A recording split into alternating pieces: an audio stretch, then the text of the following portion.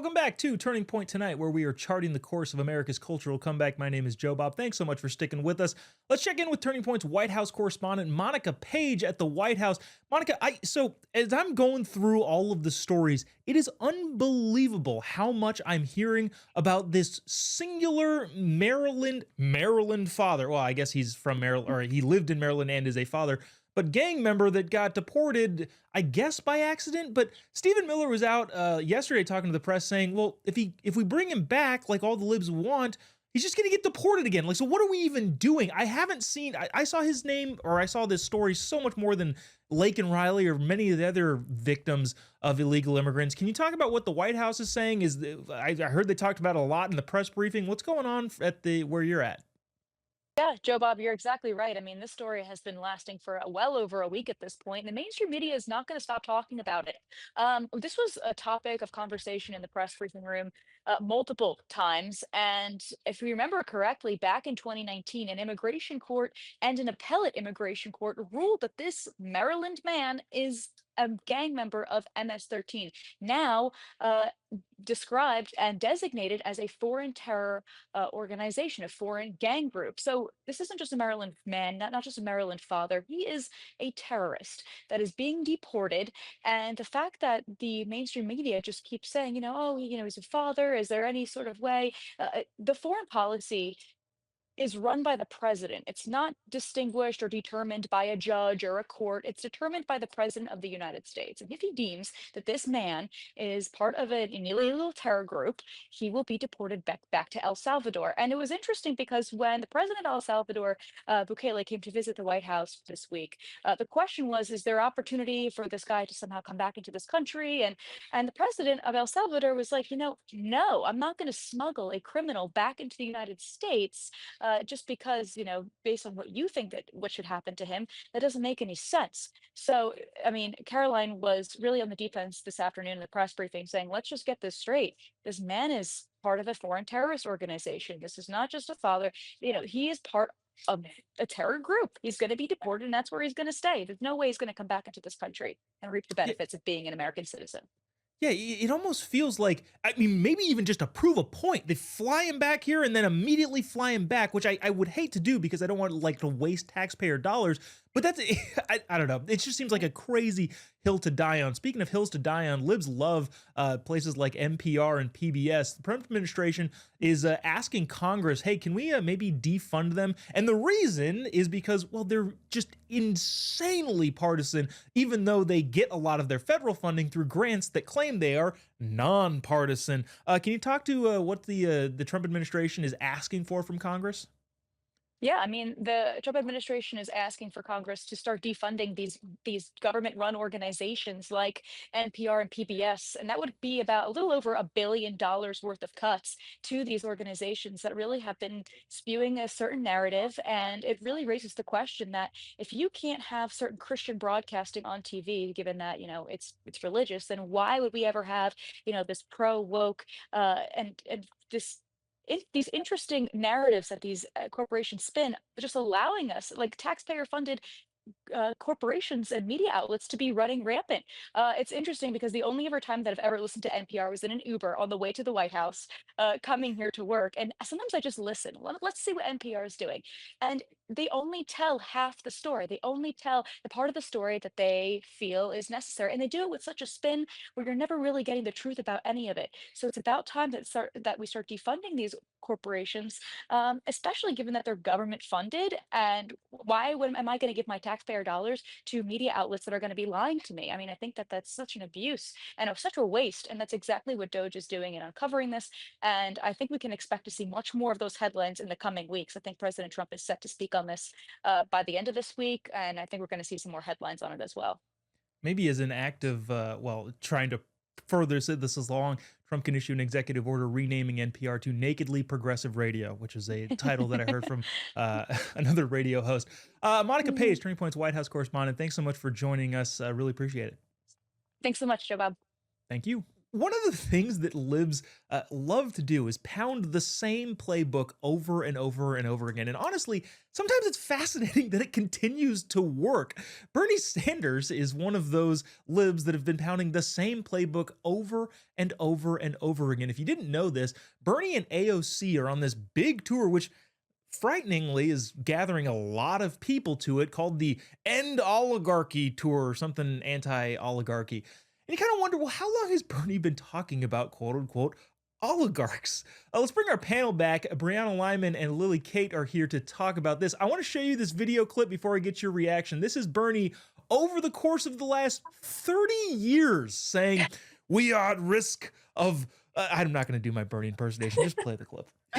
This great country of ours is moving very rapidly in the direction of oligarchy. The United States of America today is increasingly becoming an oligarchy. More and more moving toward an oligarchy. We are moving in the direction of oligarchy. We will move even more rapidly in the direction of an oligarchy. This great country is evolving into an oligarchic society. Okay, I think we get the gist of this. Yeah, every it seems like every time he goes to the microphone, he's been saying this. Lily Kate, this feels like some of the ways that people talk about climate change. The world is gonna end in 2014. Like, oh shoot, it didn't. And then, oh, 2019, this is the time. Is this kind of a similar approach that Bernie's been doing? And does he believe it? Is this genuine, or is he just playing the cards that he has?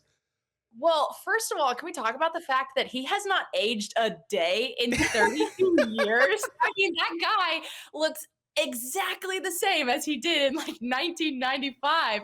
So that's alarming for sure. That should tell us about our octogenarian class of politicians. But if you look up the definition of oligarchy, all it means in the classic Greek sense is the government that is run by a small select group of people. And to me, I'm like, well, it's a kind of an unfalsifiable definition because by definition, the government is going to be run by a small group of people. I know Americans like to say, we the people are the government. And in a large idealistic sense, that is true because we do vote. But the people who are actually moderating and carrying out the decrees of the government and running the elections and actually getting elected are technically a small minority of people. So he's been saying this since the beginning. And you'll find that so many other people are saying the word oligarchy now. He started the trend and he made fetch happen because now every single Democrat voter has never heard the word oligarchy before, and now it is the main buzzword. Most of them probably don't even know what it means, but it's just another way that they're using that they've done this with climate change, they've done this with racism, they've done it with fascism, they've done it with literally Hitler, and now oligarchy is just the new word that they're going to take to the bank and cash in until it's broke. I think you have to actually say it too, like, bro, oligarchy. One point, I do think you're right. He hasn't aged, but at the same time, that's not necessarily a good thing. He looked like he was 80 years old when he was in his 50s. So there's that. And the second, yeah, Bernie Sanders has effectively pulled his party so far to his side. In that case, yeah, Brown, I feel like it's kind of a success. Again, not necessarily in a good way for the American people, but Bernie Sanders has really yanked the party to the left progressivism side as opposed to the moderate side that got, Bill Clinton elected. Is this going to be a trend that's going to keep going down the path? Is AOC going to be the next person that carries the torch for the next generation? So I'm kind of torn on this. So Bernie Sanders may have gotten his party to move further left, but that doesn't mean it's been successful for the party. We've seen that with the entire country True. shifting right this past election. And then to kind of piggyback off what Lily said, oligarchy, yes, right now people are talking about it, but like she said, I don't think most people know what that word means, and it is not a kitchen table issue, which is why it hasn't been effective in the past, 30 years or so. And Democrats right now are on this like weird tour in California. AOC has 35,000 people, and I see people on Twitter and they're like, oh my God, did you see all those people turning out? And it's like, wow, for the first time, California may go blue this year or in 2026, you know? So it's like the people that AOC and Bernie Sanders are out here targeting are people they already have. They don't have to win those people over. The people they do have to win over are not at Coachella. They're not at California or Los Angeles. They are in Ohio and Pennsylvania, Kentucky, what have Mhm. you. And they're not listening. They don't care about the word oligarchy. It's a buzzword, like we've said. They want to hear economy, immigration, crime. Yeah, it'll be fascinating to see if I think you're right. It's not he has pulled the party towards his side, but that doesn't really bode well for the party itself. Yeah. Keep Speaking of going. yeah, speaking of the oligarchs, I always find it fascinating that every story that mentions Elon Musk is that they also say, well, the richest man in the world. Okay, but he's doing what I like that to be done. So what does that actually matter? But speaking of Elon and Tesla, New Mexico actually apprehended one of the Tesla fire bombers. And you guys aren't going to believe what this guy looks like. Go ahead and pull up the graphic in clip 6 here. It is this. Hold on, that actually is exactly what if I inserted that to ChatGPT, give me a picture of somebody who would firebomb a Tesla. I think it actually might spit out this guy. Jameson Wagner was arrested over the weekend. The 40-year-old Albuquerque resident is a member of the LGBTQ 500 queer scientists and faces now up to 40 years in prison if convicted on his charges. Lily, real quick, is how surprising is this to you? Are we shocked? You know, it's always the ones we most expect.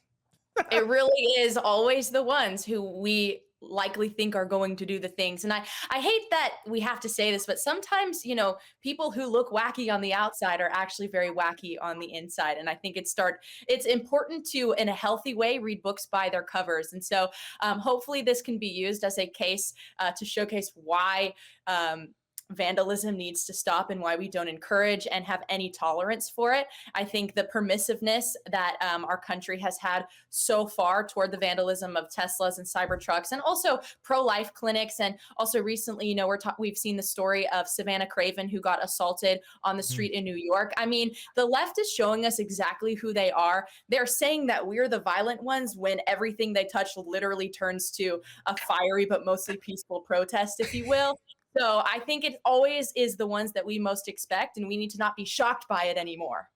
Yeah, Brianna, in the last couple seconds here, electorally speaking, right, I feel like Democrats have to come out even harsher against stuff like this, or they're going to get hammered for it in the upcoming elections. Do you agree with that assessment, or what do you think?